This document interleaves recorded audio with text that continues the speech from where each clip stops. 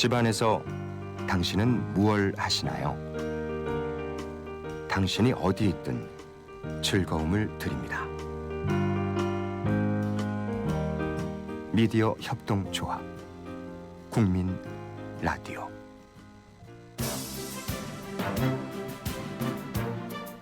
여기는 국민이 주인인 방송 미디어 협동조합 국민TV 국민 라디오입니다. 공정 언론을 지향하는 시사중심 인터넷 모바일 방송. 정치 권력은 가라, 자본 권력은 가라. 새로운 세상에도 견제와 감시의 끈을 놓지 않는 새로운 미디어 국민TV 국민 라디오입니다. 저희 미디어 협동조합에서는 조합원 여러분을 기다리고 있습니다. 미디어 협동조합 국민TV의 주춧돌은 어제와 오늘, 내일의 조합원 여러분입니다. 조합원으로 가입해 주시고 후원으로 마음을 보태주세요. 조합원 가입 문의는 홈페이지 국민.tv 서울 전화 3144-7737입니다.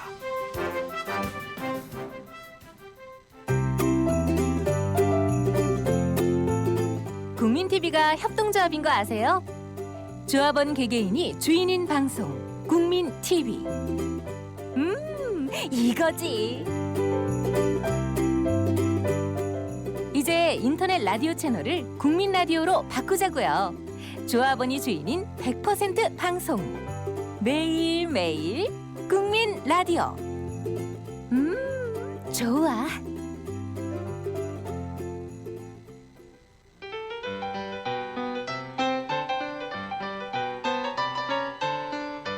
안녕하세요. 조합원 중년 하이디입니다. 조합원이어서 행복한 나날을 보내고 있습니다. 여러분도 함께 하셔서 행복한 날 보내셨으면 좋겠습니다. 여러분은 지금 미디어 협동조합 국민 라디오를 듣고 계십니다. 다 함께 만드는 국민 라디오. 함께 만드는 희망. 미디어 협동조합 국민 라디오입니다. 곧 5시가 되겠습니다. 국민 라디오.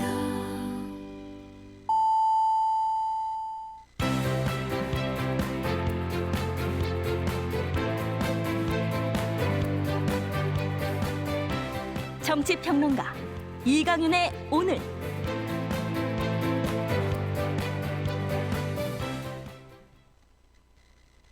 함께하겠습니다. 일어서서 9412 국민 대리운. 의리.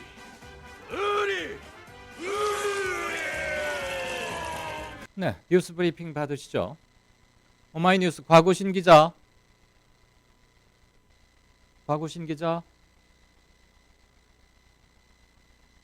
잠시 전화 연결 상태가 고르지 못한 것 같습니다. 곽우신 기자.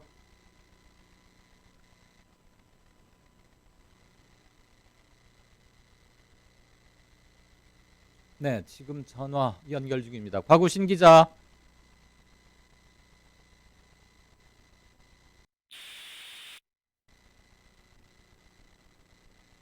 전화를 다시 연결하겠습니다. 뭔가 오디오 상태가 고르지 못한 게 아니고 접속 자체가 안 되는 것 같은데. 네, 오늘 뭐 여러 가지 뉴스들이 있죠. 이명박 전 대통령 다스 소송에서 삼성이 추가로 뇌물 공여한 게 드러났고 이것을 법정에서 인정하느냐. 검찰은 물론 공소 사실에 추가를 할 걸로 보이고요. 그럴 경우에 여러 군데 파장이 미칩니다. 우선 이명박 전 대통령, 피의자 이명박의 형량에도 당연히 양형에 영향을 미치는 것은 물론이고 국정농단 관련해서 제3자 뇌물죄로 지금 대법원에 계류 중인 이재용 삼성전자 부회장 건에도 당연히 영향을 미칠 것입니다. 이번에 추가로 확인된 액수가 50억입니다. 그러니까 기존의 65억 그 다스 소송비 관련해서 미국 로펌에 낸 65억에다가 50억이 다시 추가되는 겁니다. 그러니까 이재용 부회장의 그룹 승계 문제 이런 것들 법원까지에도 영향을 미칠 수 있고, 대법원 아직 결심은 내려지지 않고 있습니다만 거기에도 직간접에 영향을 미칠 것이 확실해 보입니다. 그러니까 주요 피의자, 이 뇌물건의 주 피의자인 이명박 전 대통령은 물론이고 삼성전자 이재용 부회장의 뭐랄까요, 재판 또는 신분상의 변동이 있을 수도 있겠죠. 재판 결과에 따라서는 영향을 미칠 것입니다. 네, 곽우신 기자. 곽우신 기자. 전화 연결이 안 되고 있네요. 오늘 아침 뉴스여서 아마 많이들 보셨을 텐데, 거대한 유조선이 무언가의 공격을 받아서 불타고 있고 검은 연기가 치솟는 사진 보셨을 겁니다. 호르무즈 해협을 지나던 유조선 두 척이 어뢰로 추정되는 공격을 받았습니다.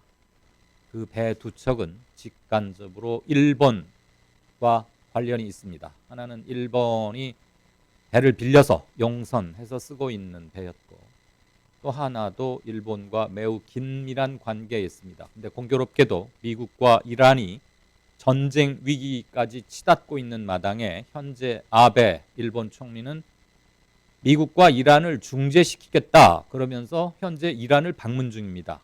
그 와중에 유조선 두 척에 대한 굉장한 공격이 일어났습니다. 보통 일은 아니죠. 그리고 미 해군은 조금 전 오후에 이 문제, 유조선에 대한 공격에 이란이 개입된 것 같다라는 정보를 내놨습니다. 그런 발표를 하면서 내놓은 증거로는 불타고 있는 유조선에 바싹 붙어서 조그만 소형 선박 하나가 무언가를 끄집어내고 실어 나르는 작업을 하고 있는 동영상을 공개했습니다. 미 해군 측의 주장에 따르면 그 배는 이란 선박이고 미처 터지지 못한 폭탄을 현장에서 제거하는 것이다.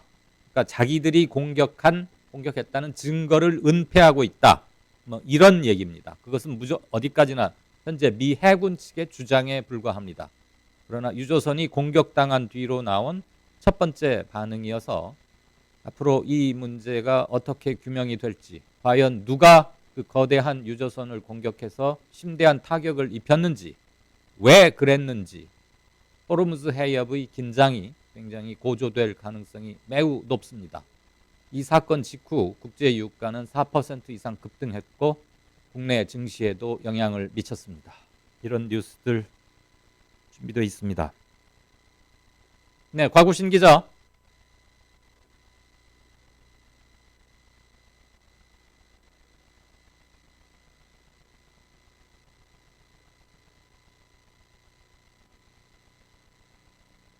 곽우신 기자, 전화 연결이 안 되면 제가 간략히 뉴스 브리핑을 제가 하겠습니다. 문재인 대통령이 6월 중에 남북 정상회담이 물리적으로 불가능한 것도 아니다라고 지금 북구 3국을 순방 중인데 어제 이런 발언을 했죠. 그 말의 진의는 뭘까? 물리적으로 불가능한 건 아니다. 이 말은 어떻게 들으면 지극히 상식적인 얘기입니다. 남북 정상은 불과 하루 만에 서로 긴급하게 연락해서 판문점에서 회동을 가진 적도 있습니다. 작년 일입니다. 북미 회담이 대단히 고비에 처했을 때 두 정상이 격의 없이 바로 당일 오전에 연락해서 서로 자동차들을 타고 판문점에 와서 회담을 했었죠. 그러니까 이제 6월 14일, 6월이 보름 좀 넘게 남아있고 이달 말경으로 트럼프 대통령의 방한도 예정돼 있습니다. 문재인 대통령 얘기는 그 전에 남북 정상이 만나서 얘기를 하는 게 어떻겠느냐라는 것에 대한 발언이었고, 그냥 순수하게 문맥만 뜯어보면 특별한 의미를 부여하지 않을 수도 있습니다. 그렇지만 이희호 여사의 타계를 맞이해서 북측에서 보내온 조전과 조화, 그리고 6.12 싱가포르 북미 정상회담 1주년을 맞아서 북의 김정은 국무위원장이 트럼프 대통령에게 친서를 보냈고 우리도 그 친서를 보낸 것은 물론이고 주요 내용도 미국을 통해서 들었다. 그러나 친서를 받은 트럼프가 공개를 하지 않으니까 더 이상 우리가 공개할 수는 없다. 다만 매우 흥미로운 대목이 있다라고 문재인 대통령이 언급도 했습니다. 이런 것들을 종합적으로 모아볼 때 남북 정상회담이 6월 중에 불가능하리란 법은 없다라는 말을 그냥 하지는 않았을 거라고 생각이 듭니다. 그렇다고 보면 현재 정상회담을 둘러싸고 남북 간의 모종의 얘기가 오가고 있는 건 아닌가, 그런 점에서 관심을 모으기에 충분했습니다.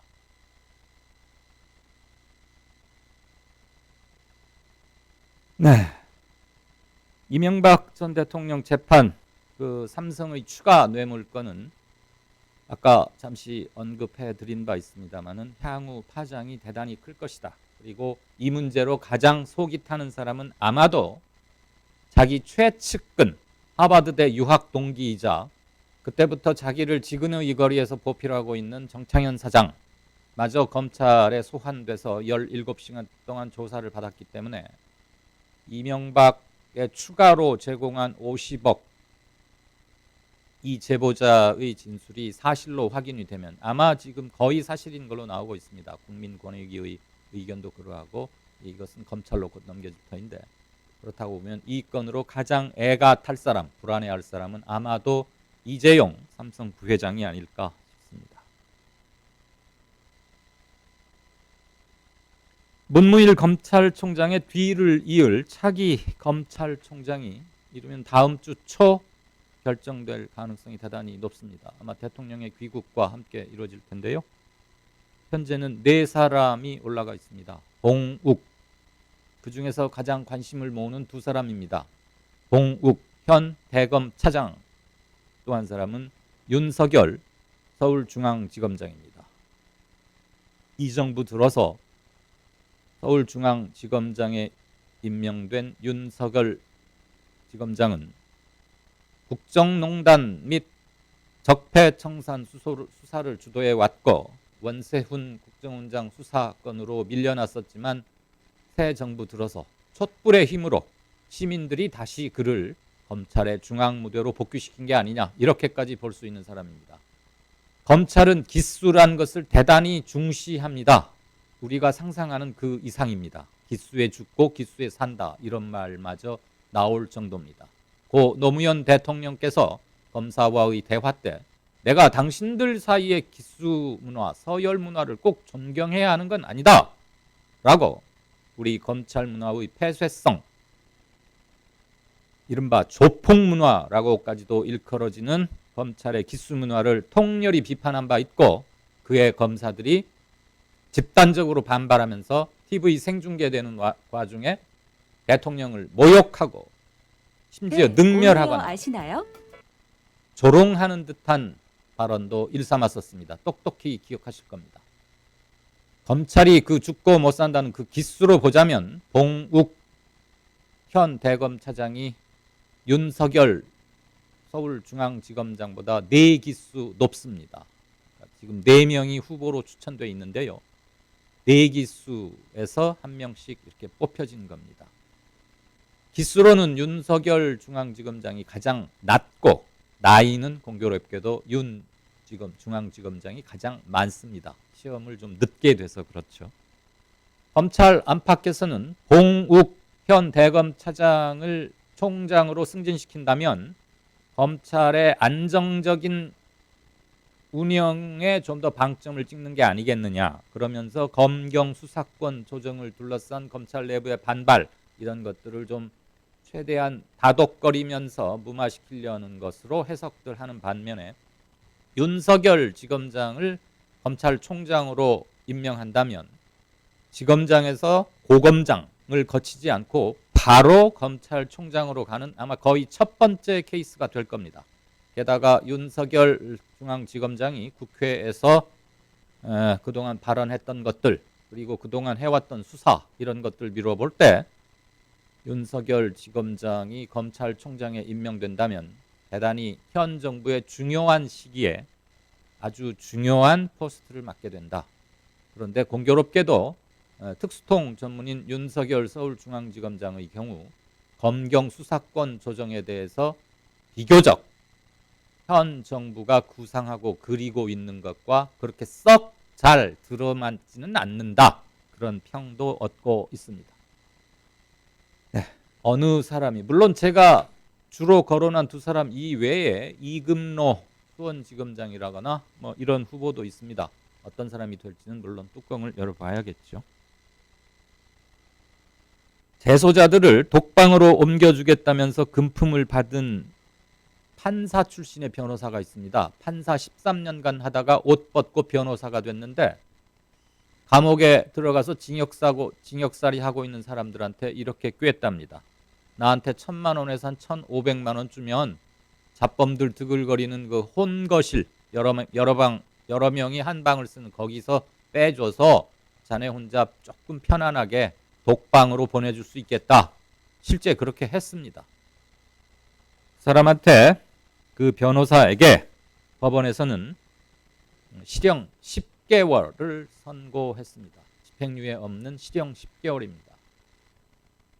판사가 이 지경으로 판사나 검사가 법복만 벗으면 이렇게 이 지경으로 썩어 문드러지는 물론 몇몇 사람이라고 발뺌은 할 겁니다. 몇몇인 줄 압니다. 그런데 그런 사례가 있었다는 그 자체가 더 중요하고 통탄스러워해야 할 일이 아닌가 싶습니다. 그런 예전에 뭐 벤츠 검사니 뭐 수임료로 550억, 100억 원을 받았던 여자 검사 출신의 변호사도 있었고요. 그렇기 때문에 그들에 대한 국민들의 신뢰가 땅바닥인 겁니다.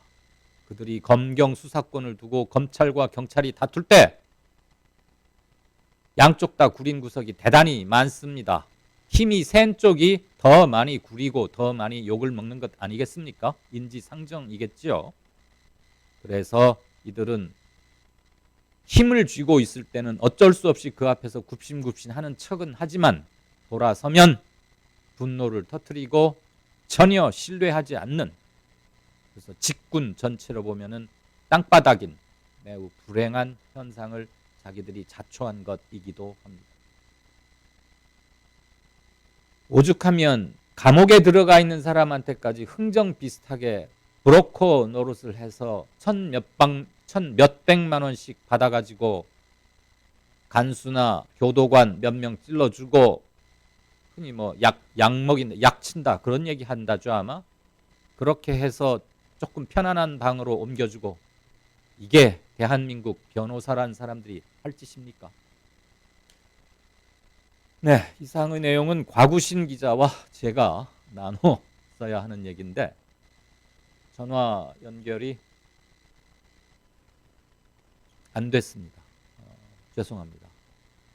제가 대신 뉴스 브리핑 한 것으로 여겨주시고요. 다음 코너 들어가죠. 아늑한 아니 어떻게 해서 전화가 안 분위기 걸립니까? 깊은 커피 맛. 미디어 협동조합 카페 온에어 아시나요? 지식과 공감이 있는 공간. 온에어는 울타리가 낮은 조합원과 시민의 휴식 공간입니다. 서울 마포구 월드컵로 37 웰빙센터 지하 1층입니다. 미디어 협동 조합원은 할인된 가격으로 모시겠습니다.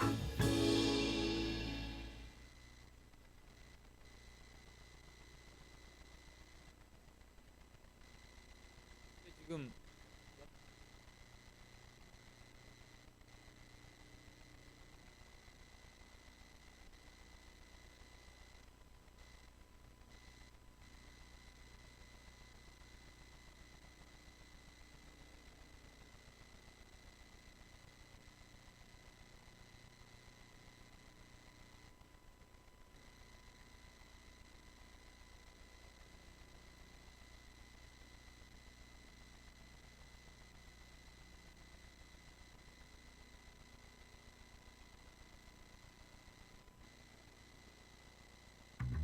여섯 살 하늘이 밥을 잘 안 먹어요.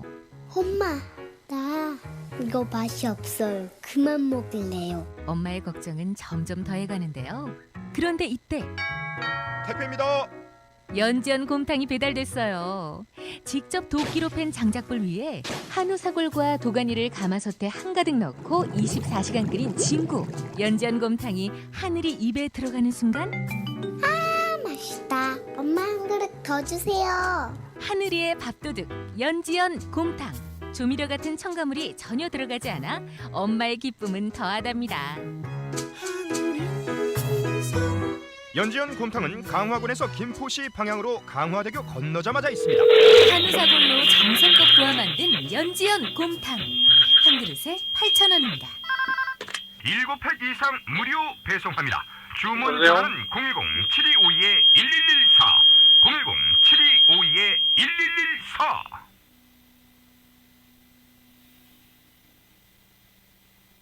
여보세요?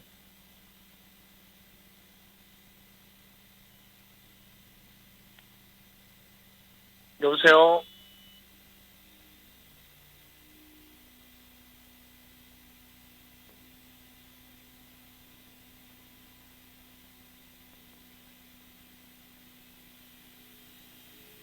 여보세요?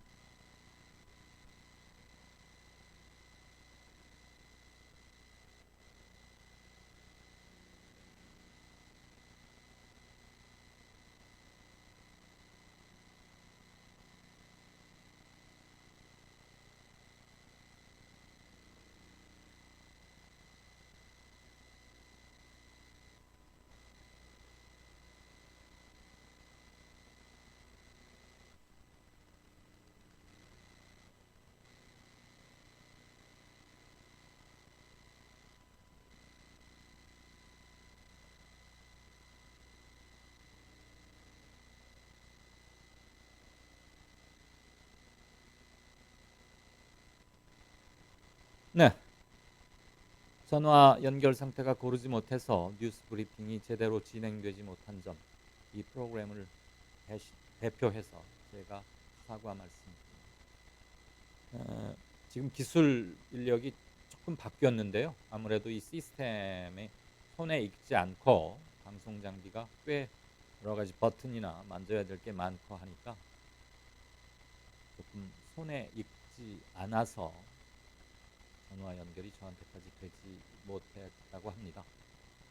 제가 옆에서 지켜보는데 꽤 안타깝기도 하고요. 아무튼 방송 사고라고 할 수 있죠. 화행 운영된 점 너그러운 양해를 부탁드립니다. 이재섭 박사님과 함께하는 연금 공부 시작하시죠. 어서 오십시오, 박사님. 안녕하세요. 예, 늘 이렇게 아주 깔끔하고 단정하십니다. 우선 그 지난주에 시청자 몇 분께서 댓글란을 통해서 질문을 남겨주셨어요. 예. 그런데 그때 굉장히 시간도 길어졌고 그분들 답변을 시작하기로 들면 그로부터도 최소한 뭐 10분 가까운 시간이 백그라운드 설명까지 하자면 그래서 답변은 지금으로 미뤘죠. 네네. 우선 박사님께서 그 질문 간추린 네네. 것과 답변을 좀. 네네. 그래서 그 ASD123님께서 네. 그 지금 연령이 한 50대 후반 정도 되는데 네. 연금 받는 연령이 65세라면은 10년 가량은 그 이제 퇴직하고 네. 어려운 시기를 맞을 거 아니냐 하는 그 의견이 있었어요. 맞습니다. 국민연금 지급 연령과 정년은 그 일치를 해야 됩니다. 그런데 지금은 상당한 갭이 있죠. 네. 정규 그러니까 공식적인 은퇴 연령이 60세고요. 예. 그런데 그것에 대비하더라도 65세는 5년간의 소득 공백이 생깁니다. 그런데 실질적으로는 그 52세가 평균적으로 퇴직 연령이라 합니다. 근로자들이 그러다 보니까 우리나라 전체 평균을 네네, 보자는 근로자들 말이죠. 최근 통계인데요. 그래서 그런 경우를 생각해 보면 한 3년 가까이가 아, 많게는 그 소득 공백이 생기는 근데 거죠. 그때가 예. 또 인생에서 돈이 제일 많이 많이 들어갈 때죠. 많이 들어갈 때죠. 자녀들 대학 졸업할 무렵이거나 요즘은 또 예. 취직들이 잘 안 되고 하니까 대학원을 가는 경우도 많고, 그렇습니다. 그리고 혼사를 치르려면 뛰어오른 부동산 가격, 혼수 이런 것 때문에 굉장한 부담을 지게 되는데, 그렇죠. 예. 부모님들이 가장 힘들 어간에 그만 조기 은퇴와 연금 지급 개시 때까지는 약 10년 이상 그렇죠. 예. 공백기가 생긴다 이 말이죠. 이렇게 대단히 큰 문제고요. 네네. 또 만약에 뭐 금융기관 같은 데서 조금 괜찮은 기관에서 퇴직한 경우라도 네. 명퇴금 같은 걸 받지 않습니까? 예. 근데 명퇴금을 받으면은 그게 또 문제예요. 그러면 명퇴금 받고 한참 돈이 나갈 때 일할 만할 때 뭘 하겠습니까? 그 돈 가지고 좀 부족하니까 예. 주택담보대출을 합쳐가지고 식당을 열거나 아니면은 뭐 치킨집을 열거나 아니면은 뭐 편의점을 열거나 자영업 그런, 전선에 예, 뛰어드는데 이들의 그렇죠. 생존 확률이라는 게 대단히 낮죠. 그렇죠. 한 5년 정도 지나면 거의 80% 이상이 문을 닫는 그런 상황인데 그렇습니다. 마지막 남은 그 노후의 그 자금이 완전히 손실되고 노후 빈곤자가 되는 것이죠. 그래서 이렇게 우리나라가 이제 노후 빈곤율이 높은 이유 중에 하나입니다. 중산층으로 퇴직했다가 몇 년 후에는 빈곤층이나 차상위 계층, 그렇든 하 경제적 소득 면에서 볼 때는 상중하로 구분하자면 사실 이게 돈 재산으로 상중하를 한다는 것 자체가 저는 천박한 자본주의의 상징이자 나쁜 인식법이 아닌가 싶습니다만, 이 얘기할 때는 어쩔 수 없이 우리가 또 사회상 통용되는 개념도 일부 써야 하니까. 아무튼 네. 아까 지금 그렇습니다. 예를 들어주신 그런 가정의 경우는 중산층으로 뭐 아마 퇴직 당시에는 그렇죠. 1억이 넘었겠죠. 게다가 명퇴비도 뭐 최소한 3, 4억, 2, 3억은 최소한 받아가지고 나올 텐데, 그렇게 해서 고심 끝에 뭔가 가게를 열거나 자영업에 뛰어들지만 말씀하신 대로 네. 5년쯤 지나면 80% 이상이 다 문을 나간다. 닫고. 그렇다고 보면 바로 대책 없이 하류층으로 전락할 그래서 수밖에 없는. 노후에는 그 돈이 많다고 그래가지고 네. 안전한 게 아닙니다. 그래서 공적연금이 중요하죠. 예. 그래서 그 선진국들은 거의 대부분 나라가 정년하고 공적연금 개시 연령, 네. 처음 받는 연령을 일치시킵니다. 그러다 보니까 서양에서 그 공적연금 개혁한다 하면은 떠들썩하게 정년 연장 반대 이런 뉴스들이 나오잖아요. 예. 우리는 정년 연장 반대가 아니라 국민 이제 연금 지급 개시 연령 연장 반대죠, 저희들은. 예. 근데 저희들은 연장을 그냥 그 정년과 관계없이 연장을 해놓고 그러다 보니까 그 국민연금에서 나오는 이슈들이 달라요. 그쪽에서는 정년이 연금 개시 연령이니까 정년 연장을 반대하는 거예요. 오래 일하기 싫다. 예. 근데 우리는 정년이라도 연장해달라. 해놔야. 이렇게 막 좀 우리가 항의하고 그러는 거죠. 게다가 지금 또 정부에서 최근에 네. 정년을 65세로 공식적으로 연장하는 이슈를 일단 던졌어요. 네. 그게 뭐 쉽게 되리라고 여겨지지는 않습니다만 청년층 일자리 문제와 지금 말씀하신 세대의 그 공백, 그리고 노동시장에서 빠져나가는 숫자와 노동시장으로 신규 유입되는 숫자 간에 굉장히 차이가 많이 나니까, 즉 많이 빠져나가고 베이비 부머들이 은퇴하면서, 그리고 적게 낳기 시작한 세대들이 예전에 비해서는 아주 현격하게 적은 숫자가 노동시장에 진입하기 때문에 숫자상에 안 맞는 점, 그걸 위해서 지금 정년 연장을 논의하자는 거죠. 네. 그래서 뭐 그런 그 모든 정년 연장 이런 거를 네. 그 어떤 그 청년 일자리 굉장히 중요하지만 거기에만 포커스를 맞출 게 아니라 네. 그 노후 소득에 대한 어떤 보장을 연금에서 어떻게 일치시켜서 보장을 할까, 이제 이걸 굉장히 그 또 관심을 가져야 되는데 거기에 대한 관심을 거의 안 갖고 있는 것 같아서 네. 안타깝고, 서양에서 그렇게 일치되지 않는 어떤 나라를 찾아보기가 어렵습니다. 예, 그래서 이제 그 부분은 우리가 좀 염두에 둬야 될 것 같고요.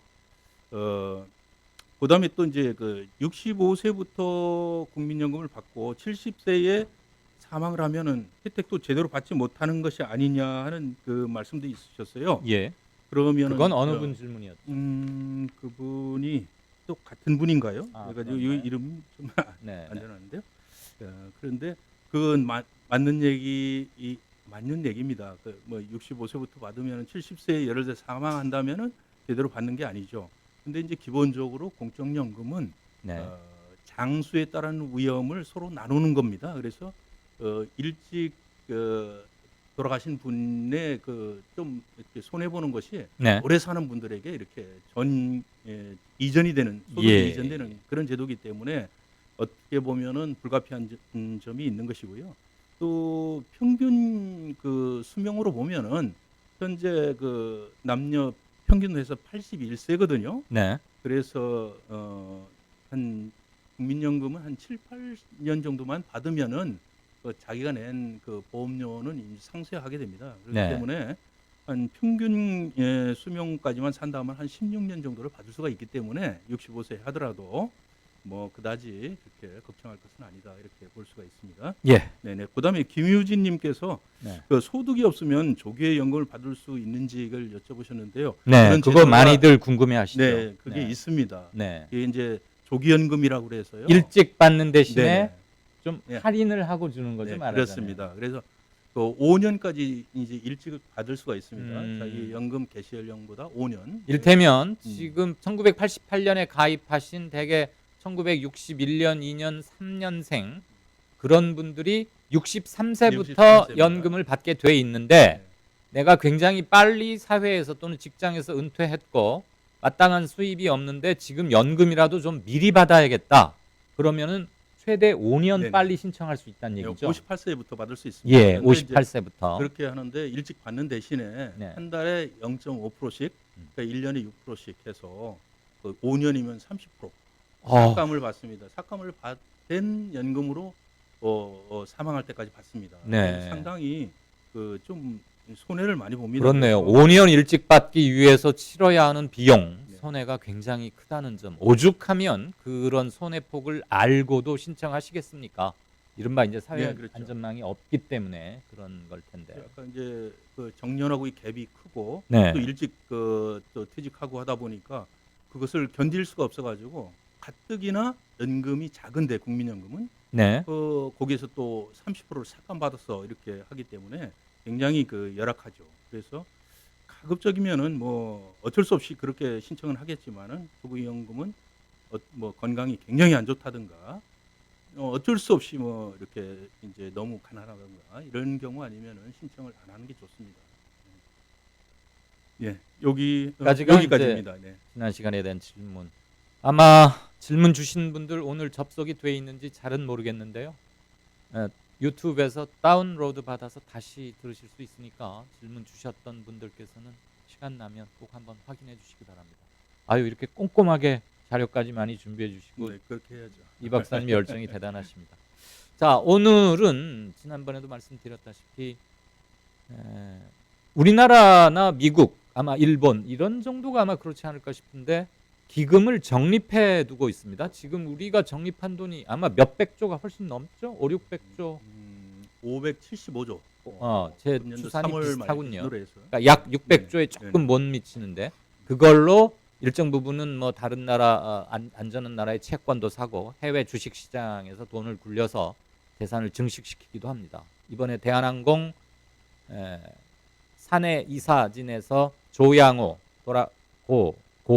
사망한 고 조양호 회장을 등기 이사직에서 밀어내는 데는 국민연금의 역할이 굉장히 컸죠. 국민연금이 반대했기 때문에. 그런 것처럼 국내 주요 기업들의 투자도 하고 있습니다. 주식 형태로. 그렇게 연금을 잔뜩 쌓아두고 연금 받을 나이가 되어서 저 이제 연금 주시오 하면은 이렇게 지급을 하는 게 우리나 일본, 미국 같은 방식이고요. 네. 또 유럽의 몇몇 나라들은 우리는 기금 같은 거 쌓지 않아. 그냥 기껏해야 한 달, 두 달분, 길어야 석 달치 정도만 이렇게 예비로 두고 있고 바로바로 급료나 뭐 소득에서 연금료를 받아서 연금 필요한 사람에게 주는 구조. 제가 맞게 이해하고 있습니다. 네네.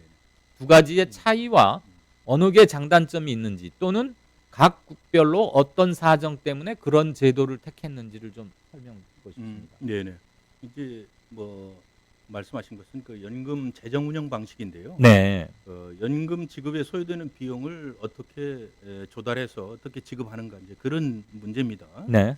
그래서 이제 크게 나눠서 이제 뭐 먼저 적립 방식과 부과 방식을 설명하기 전에 예. 기여 방식과 무기여 방식을 좀 먼저 설명을 드려야 돼요. 예. 기여 방식이라는 거는 보험료를 내 가지고 연금을 받는 그런 방식이고, 무기여 방식이라는 거는 보험료를 안 내고 조세로서 이렇게 지급하는 우리 기초연금 같은 거 예. 이런 것은 무기여 방식이라고 하거든요. 예. 그래서 이제 우리 국민연금은 기여 방식입니다. 보험료를 내니까. 네, 네. 그래서 근로시에 납부한 보험료를 그 기반으로 해서 연금을 지급을 하고요. 그런데 이제 기여 방식의 하나의 큰 단점은 저소득자나 불안정 노동자, 뭐 비소득자 이런 사회적 약자들에게는 국가 재정을 투입하지 않으면은 적절하게 보험료를 못 냅니다. 그렇죠. 가입하는. 이분들이 예. 자력으로 네. 자기 소득에서 일정 부분을 떼서 연금을 붓고 나머지 돈으로 또 생활도 해야 되는데 네. 소득이 너무 적기 때문에 그냥 죄송한 표현일 수 있습니다만 하루 벌어서 하루 먹고 살기 바쁜 분들이니까 네네. 연금을 들면 좋은 줄은 알지만 내고 싶어도 낼 돈이 없는 거죠. 그렇죠. 그래서 이제 그런 그 기여 방식, 네. 보험료 납부 방식, 우리 국민연금과 같은 그런 경우에는 국가 재정이 필히 투입이 돼야 되고, 그렇죠. 또 그걸로 부족한 거는 후세대에게 소득 이전을 또 받아야 되는 그런 문제가 있습니다. 후세대에게 네네. 소득 이전을 받는다. 이거 꽤 어려운 말인데 쉽게 말하면 장차 커서 이 나라를 이끌어갈 후세들에게 부담을 좀 지우고 네. 보험료조차 내기 힘든 어려운 분들에게는 국가 재정 또는 후세대들이 장성해서 경제활동을 하면 내게 될 국민연금 보험료에서 미리 가져다가 네네. 이자는 지불하겠죠. 네네. 미리 가져다가 어려운 분들에게 보험료를 준다. 이렇게 이해하면 됩니까? 네, 그렇습니다. 네. 근데 이제 무기여 방식은 이제 조세로 지급하는 이제 우리 기초연금 같은 건데요. 대개는 기초연금은 우리는 이제 저소득으로부터 이제 한 70% 해당되는 노인들에게 지급을 하는데 네. 대부분의 그 기초연금 원래 원칙은 전 국민에게 지급을 하는 겁니다.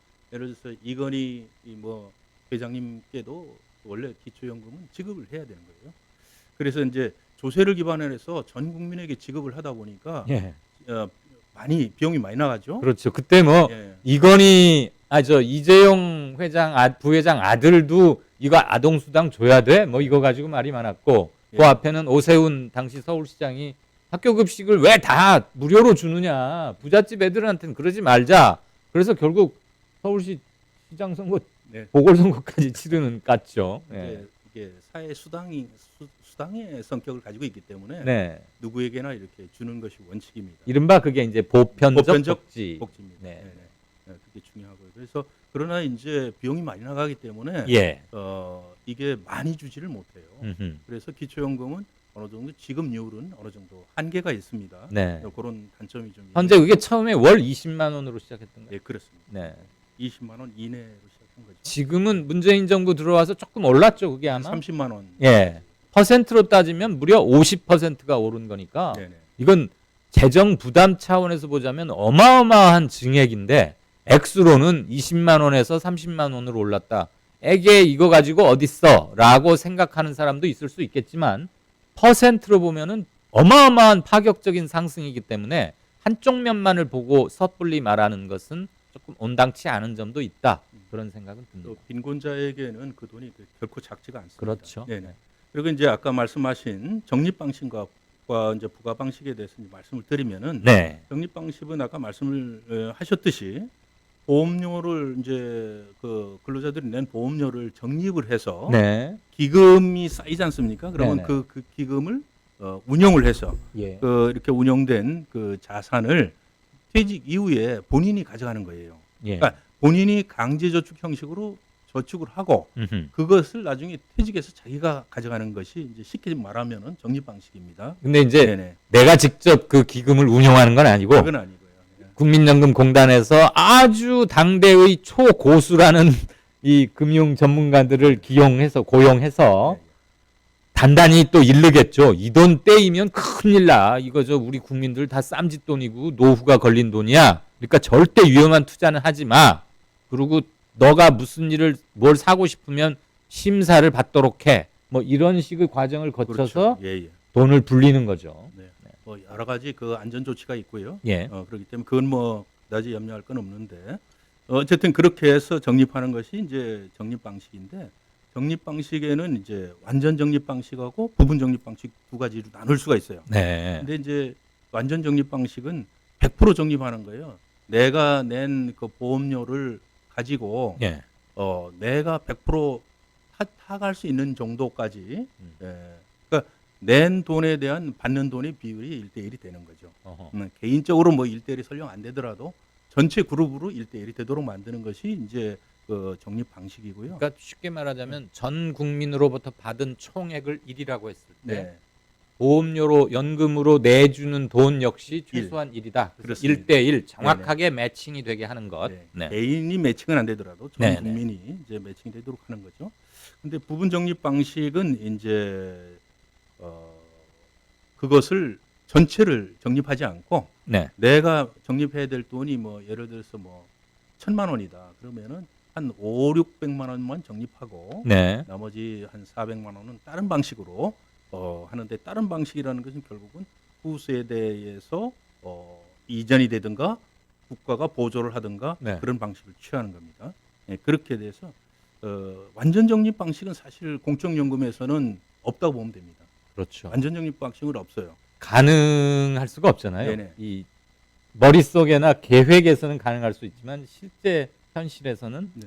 네. 일부 그 공무원연금에서 완전 적립 방식을 하는 데가 있습니다. 네. 그런데 이제 그거는 공적연금이라고 보기 어려워요. 미국의 이제 주 캘리포니아 연금이나 예. 신연방 공무원 연금 같은 경우는 완전 적립 방식으로 하고 있어요. 네. 근데 그거는 이제 OASDI라고 그래가지고 미국의 국민연금에 다 1층으로 가입하고 네. 2층으로 그 직역에 있는 사람들만 가입하는 게 이제 기업연금과 같은 겁니다. 예. 이를테면 그래서, 예. 캘리포니아주에 있는 교사들만을 상대로 해서 펀드처럼 다시 하나 네, 그렇죠. 예. 연금을 만들어 가지고 그 사람들이 근데 세계적으로 주요한 증시에 가서 투자 규모나 액수가 어마어마하더라고요. 캘리포니아 연금이 어마어마하게 큽니다. 네. 네, 그래서 이제 완전 적립 방식으로 하다 보니까 이제 그렇고요.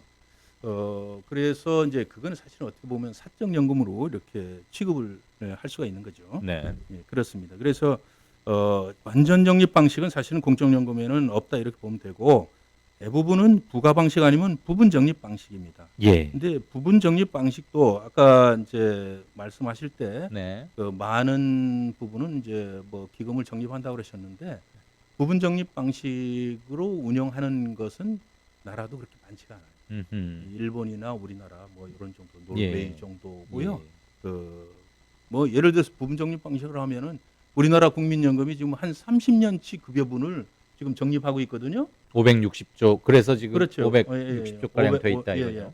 이제 1년에 한 23조가 나가는데 네. 그게 뭐 한 저기 그렇네요. 예, 23조씩 나가는 거를 그냥 단순 계산하면 곱하기 30년 그렇게 하면 지금 한 560, 70조가 된다 네네. 이거죠. 네. 네. 그래서 1년 이내 뭐 몇 개월 뭐 몇 주치의 기금을 갖고 있는 것은 그냥 부가 방식이라고 합니다. 부가. 그거는 유동성을 확보하는 차원에서 예. 유동성 기금이기 때문에 예. 그거를 뭐 부분 적립 방식이라고 안 합니다. 그래서 네. 실제로 부분 적립 방식으로 사실상 운영하는 나라는 몇 나라가 되지 않아요. 그게 이제 한국, 일본, 노르웨이 예, 정도. 그렇습니다. 예, 미국도 뭐 미국은 2달치 정도의 두 달치. 그 급여를 기금으로 운영하고 있고 뭐 그건 그걸 부분 적립이라고 보기도 힘드네요. 아닙니다. 거기도 부가 방식이에요. 예, 부가네요. 본인들이 부가 방식이라고 이제 선언. 용어가 조금 헷갈리실 수 있는데 적립이니 부관이 가급적 이런 말을 안 쓰려고 합니다만 부가 방식이라 하면 말하자면 전기세, 전기료금 낸다고 생각하시면 됩니다. 한 달 전기료 아파트 관리비에 포함되거나 또는 한전에서 직접 지로 같은 걸 주잖아요. 내라고. 그러니까 부과하는 거죠. 귀 집에서 한 달에 쓴 게 12만 원치입니다. 언제까지 내십시오. 하듯이 국민연금도 예. 그렇게 당신 한 달치 이번에 내야 할 게 얼마요? 네네. 그거 받아. 그래가지고 그거를 그달 연금 탈 사람한테 바로 줘. 그렇습니다. 그거죠. 예, 예. 예, 그게 부과 방식이라는 겁니다. 네. 이 말이 참 어려워요. 이게 아마 일본 사람들이 만든 건지 뭔지 아주 깝깝해 죽겠어. 네, 그렇습니다. 그래서 이제 부가 방식은 실제는 거의 대부분의 국가들이 예. 공적연금을 부가 방식으로 운영을 합니다. 예. 근데 만약에 박사님 말이에요. 네네. 거기서 생활이 어렵거나 네. 그래서 못 내는 사람이 상당히 늘어나면 네네. 일테면 100원을 걷어서 98원 정도로 지급을 해야 되는데 원래 받는 돈이 조금이라도 크게 해놓겠죠. 그렇죠. 왜냐면 50원 받고 80원 내줄 수는 없으니까 네. 총 100원을 걷어서 95원이나 97원쯤 이렇게 나갈 걸로 계산을 했는데 그만 살림이 굉장히 어렵다거나 국제적으로 대단한 경제 위기가 초래돼서 연금을 많이들 못 내. 그래서 80원밖에 안 거쳤어요. 그런데 내줘야 할 것은 95원이에요. 그러면 15원의 차이는 어떻게 해결합니까? 그건 결국은 국가 재정 지원을 해야 재정에서 예. 비상 지출을 네. 한다 네. 이 말이죠. 예. 그래서 이제 그런 걸 다 계산은 하지만은 그런 사안이 발생하면은 국가가 개입을 해야 되고 네. 국가 재정 지원이 저는 공적연금에서는 아주 절실하고 꼭 필요한 제도입니다. 그래서 국가 재정 지원을 안 하겠다는 얘기는 제도를 부실하게 운영하겠다는 네. 그런 것하고 그렇네. 다름이 없습니다. 예. 그래서 부가 방식이 거의 대부분 나라가 부가 방식으로 운영을 하고 있다. 이렇게 네. 말씀을 드리겠습니다. 그러면 우리는 왜 적립 방식을 택했을까요? 우리는 이제 부분 적립 방식이죠. 예. 네. 뭐 완전 적립이라는 네네. 것은 이론적으로만 가능하다고 하니까. 네, 네. 네. 그것은 부분 적립 방식으로 설령하더라도 예. 또 부분 적립 방식이 이제 부가 방식의 장점을 일부 활용할 수 있는 거예요. 네. 왜냐하면 완전 적립이 아니기 때문에 네. 그런 점에서 보면은 부분 적립 방식은 뭐 기본적으로 이제 기금을 쌓기 위해서 이렇게 했고 그 기금은 우리나라의 산업 발전이나 경제 발전 이것에 굉장히 유용하게 사용할 수 있기 때문에 예. 부분 적립 방식으로 도입을 했다고 일단은 보여집니다. 예. 뭐 꼭 그것만 있는 건 아니지만은 그렇게 해서 과거에 2000년도 전까지는 정부에서 공공자금기금법이라든가 이런 법에 의해서 연금 기금을 네. 공적연금 기금을 상당 부분 가져다가 네. 산업 발전에 활용을 했습니다. 물론 이자는 줬지만 예. 운영 수익보다는 조금 낮은 이자를 주면서 예. 인용을 했고 사실은 저는 그것이 그다지 나쁘다고 보지는 않습니다. 그리고 정부가 보증을 쓰고 빌려가는 거니까 네네. 만약에 못 갚게 되면 국채를 발행하거나 그렇죠. 뭐 이런 일까지야 가서는 안 되지만 최악의 경우에는 화폐를 찍어서 발행해서라도 갚는 거죠. 네. 대신 우리 화폐 가치가 떨어져서 인플레가 되긴 하겠지만 그러니까 그건 이제 정부가 국가 주도의 경제 발전을 하고 큰 투자를 해야 할 경우에 연기금을 활용해 온 것이고 그럼 국민 동의를 얻어서 우리가 가서 다 국민 투표 때 사인하는 거 그렇게까지 동의는 아니지만 대의기구를 통해서 연금으로부터 돈을 빌려다가 예. 나라가 지금 쓸 때 쓰는 거죠.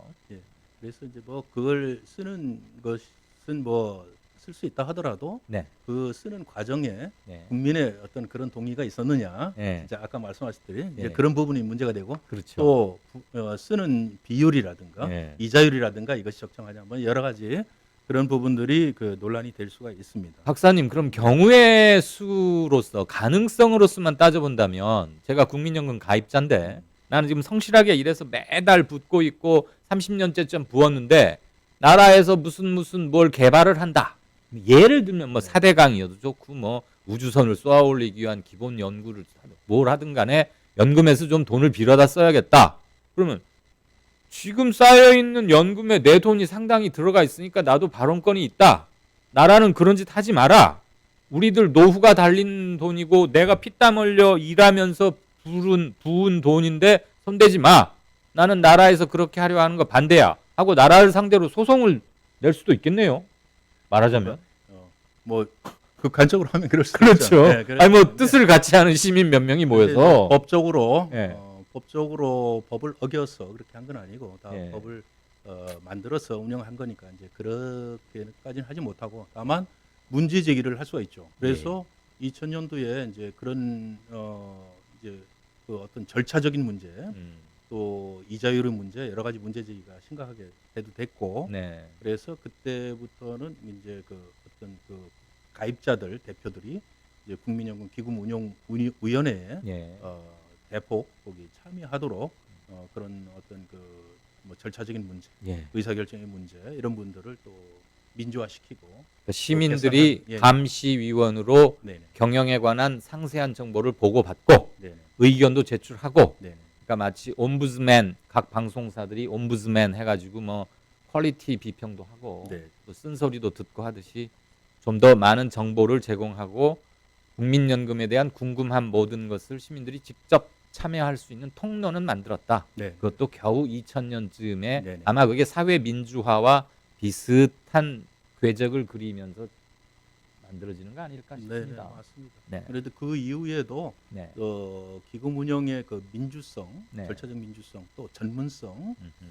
또 국가의 개입을 막을 수 있는 음흠. 국가가 이제 정치적인 어떤 개입을 막을 수 있는 그래서 지난 그 정부와 관련해서도 그런 문제가 불거져 가지고 네. 법적인 문제까지도 지금 진행되고 있잖아요. 아, 그래서 현재 예. 그렇습니까? 그렇죠. 네. 예를 이제 저기 삼성 음흠. 제일모직하고 또 어딘가에 합병 그 문제. 삼성물산하고 네네. 합병권 예, 예, 말이죠. 예, 예. 전 다른 얘기 하신 줄 알아요. 네네. 예. 그런 문제가 그거 아주 심각한 문제였고 이재용 부회장의 승계를 편법으로 도와주기 위해서 장부 조작도 하고 분식회계도 하고 나쁜 짓을 한 거 아니냐.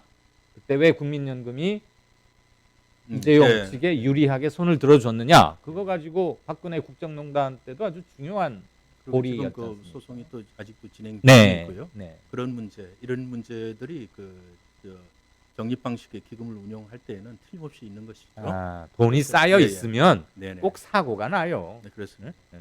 그리고 이제 금액이 지금 기금이 575조라는 게 되게 어마어마한 돈이고요. 그렇죠. 그게 그리고 앞으로 그게 더 커질 거 아닙니까? 한 2044년 정도 가면은 그게 클라이맥스가 되는데 네.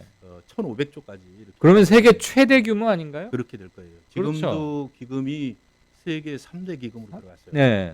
그래서 뭐- 누가 얘기하기는 그 기금을 어항 속의 고래 이렇게 취급하죠. 아. 우리나라의 경제 규모나 이런 거에 비해서 지나치게 비대하다. 표현이나 비유가 기가 막힙니다. 네네. 어항이 커봐야 얼마나 크겠습니까? 수족관 정도에다가 아주 살찐 고래를 넣어놨는데 문제는 이 고래가 계속 자란다는 거예요. 어항을 파괴할 수도 있죠. 몸집이 커지니까. 그러면 수족관이 깨지거나 물이 부족해서 고래가 살기도 힘들 거고. 예, 예. 아무튼 2040년에 약 1,540조 정도로 우리가 적립금이 피크를 이룰 것이다. 예. 그리고 그로부터 몇 년 후에 뭐 고갈이 1년 앞당겨지니 7년 주기니 뭐 이렇게 하는 건데 그것은 연금을 받는 비율과 연금 지급하는 비율을 조정하면 고갈되는 때가 앞당겨질 수도 있고 뒤로 밀어줄 수도 있는 거 아니에요. 그렇습니다. 다만 이제 그 과정에서 얼마를 내고 얼마를 받느냐, 그 다음에 연금을 받아서 최소 생계가 유지가 되느냐, 아니면 한때 국민연금을 이렇게 공격했던 사람들이 하는 쌈짓돈 연금, 용돈 연금요. 네. 받아봤자 뭐 담배값이나 하고 막걸리 한 잔 마시면 없어진다. 이러면은 이제 그게 가짜 뉴스의 날개를 타고 확 퍼져가지고 불신론이 괜히 커지고 그래서 참 서로가 함께 손해를 보게 되는 거죠. 국민연금이 사실 현재 용돈 연금인 건 맞습니다. 그건 가입 연한이 짧아서. 네네. 네. 그래서 제가 얘기하는 게 지금 우리 국민연금이 도입된 지가 30년 되잖아요. 예. 전체 국민이 의무가입으로 된 것이 99년 4월 달부터니까 사실 20년밖에 되지 않았어요. 그렇네요. 예. 그러면은 지금은 사실 보험료를 적게 받는 돈에 비해서 적게 내는 건 사실이지만은 세계 공적연금 역사를 보면은 네. 지금 20년 또는 30년밖에 안 된 기간 동안에 9%로 올린 나라는 우리나라가 오히려 더 빠른 편이에요. 대개는 도입해서 30년, 40년 뒤에 30년, 40년 뒤에 9%대에 올라갔는데 우리는 오래전부터 이미 지금 뭐에 대한 9%라는 걸 말씀을 보험료. 해주시면. 예, 보험료거든요. 예. 자기 소득의 소득의 9%를 예. 보험료로 국민연금 보험료로 납부하게 되는데 네. 그러니까 100만 원을 버는 사람을 예로 들자면 계산하기 쉽게 100만 원이면 9만 원을 국민연금으로 지금 다달이 내는 거죠. 근데 이제 처음 제도를 도입하게 되면은 보험료를 적게 책정합니다. 전두환 씨가 이 제도 도입하면서 인기 얻으려고 광주니 뭐니 권력의 비정통성, 피를 군화로 짓밟고 들어선 쿠데타 신군부기 때문에 분치를 하려고 여러 짓을 다 했는데 그 중에 하나가 국민연금을, 물론 그때는 전두환 임기상으로는 노태우 때이긴 합니다만 조금 냈고 많이 주는 걸 했잖아요. 그래서 처음에는 소득의 4.5%인가 뭐 4%, 3%.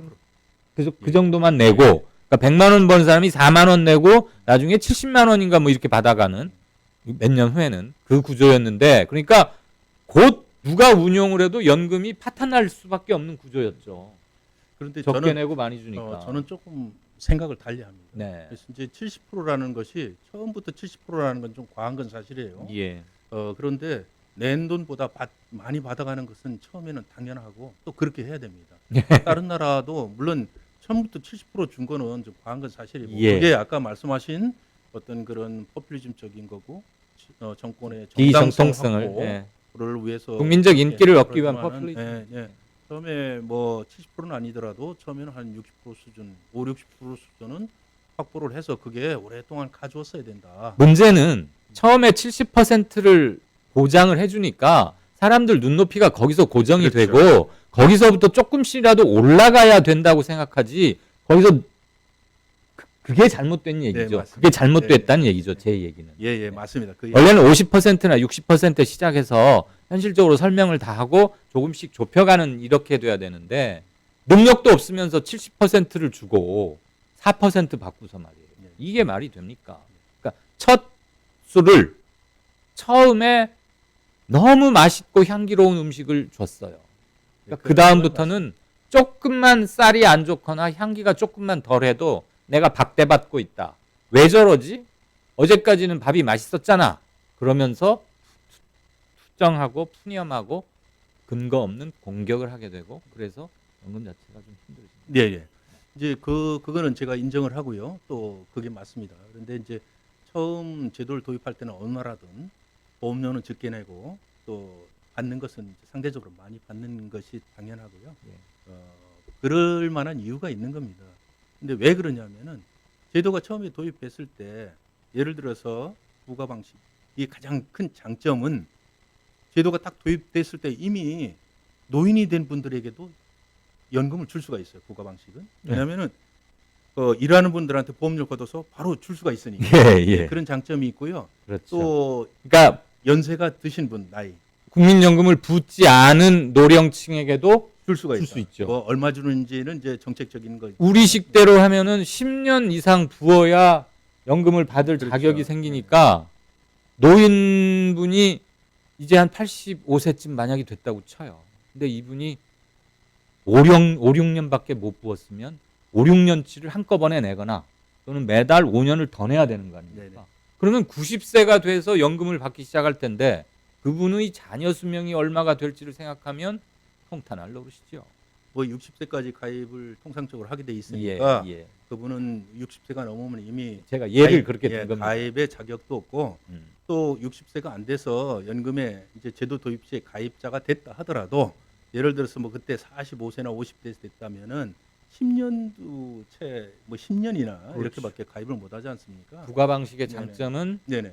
바로바로 연금이 꼭 필요한 사람들에게 지급할 수가 있다. 연금 혜택을 드릴 수 있다. 네, 그게 가장 큰 장점이고 네. 또 그걸 잘 활용해야 됩니다. 그렇기 때문에 처음 도입됐을 때는 제도가 처음 도입됐기 때문에 가입자들이 오래 가입할 수가 없어요. 예. 저 같은 경우도 88년도부터 꼭 가입했지만은 30년밖에 가입을 못 한 거예요. 네. 저 같은 경우도 그런데 일반인 예를 들어서 좀 직업 이동이 잦다든가 아니면 뭐 좀 뭐 실업을 하거나 이런 경우는 못 해요. 그래서 지금 평균 가입자들이 한 20년 수준밖에 예. 가입 기간이 안 되잖아요. 그래서 지금은 아직 성에 찰래야 찰 수가 없는 수준인 거고. 그렇기 때문에 그 연금 급여율을 높여줘야 되는 거예요. 네. 그러면은 그렇죠. 그래야 가입 기간이 적음에도 불구하고 어느 정도는 공적연금으로 노후소득 보장을 좀 마련해서 나갈 수가 있는 거예요. 근데 이제 그 스탠스를 계속 유지하다 보면 고갈 시기가 빨리 닥치니까 예. 사람들이 근거 없는 불안해. 사실 근거가 100% 없다고만 말할 수도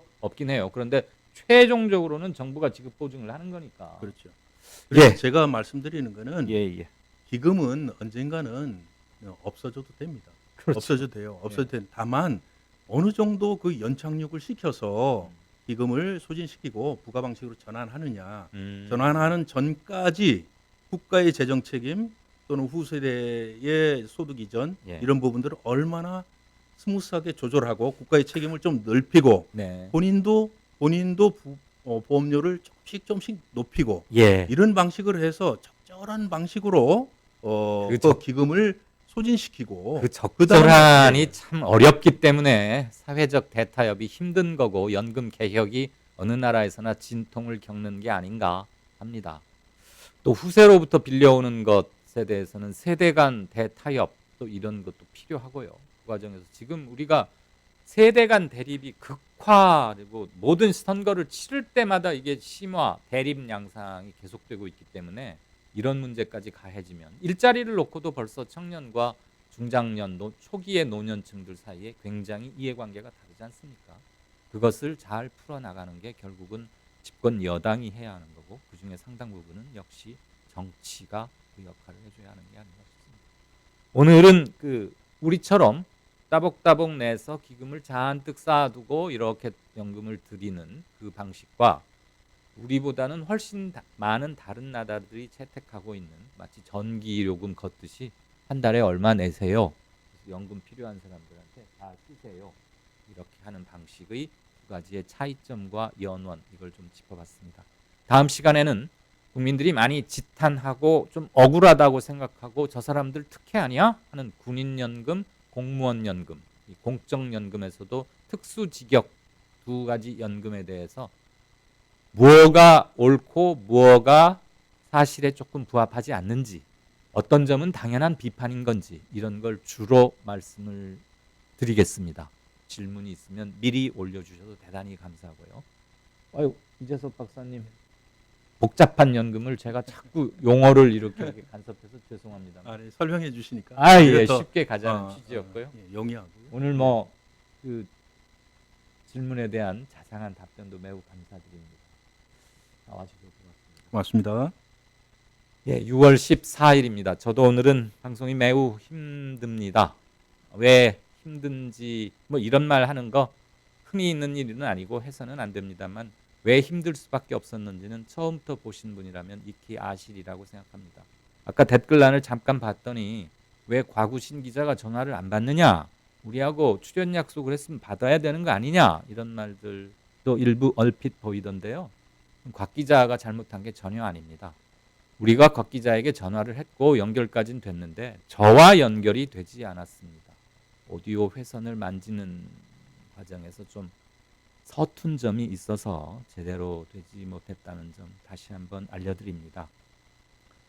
다 그게 우리의 현재치이자 우리 모습이자 그런 게 아닌가 싶습니다. 무엇을 보강하고 무엇을 어떻게 해야 할지 아는 걸 좀 새겨야 하는 그런 방송이 아니었나 싶습니다. 한 주가 또 저물었습니다. 물론 내일 노동하시는 분들 많으십니다. 주말들 건강하게 보내시고요. 월요일 오후에 다시 뵙겠습니다. 이강윤이었습니다. 시청해 주셔서 대단히 감사합니다. 알겠습니다.